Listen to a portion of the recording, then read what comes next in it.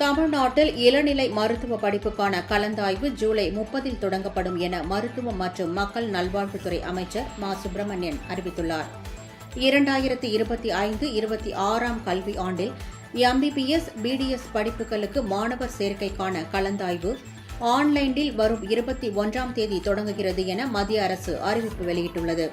முதற்கட்டமாக அகில இந்திய இடங்களுக்கான கலந்தாய்வு நடைபெறுகிறது. இதையடுத்து மற்ற இடங்களுக்கான கலந்தாய்வுகள் நடைபெறவுள்ளது.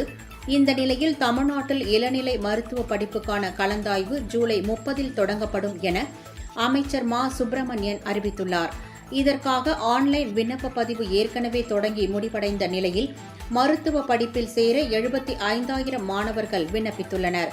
விண்ணப்பித்தவர்களில் சான்றிதழ்களை இணைக்க தவறிய மாணவர்களுக்கு 2 நாட்கள் கால அவகாசம் வழங்கப்பட்டுள்ளது என்றும் கூறினார்.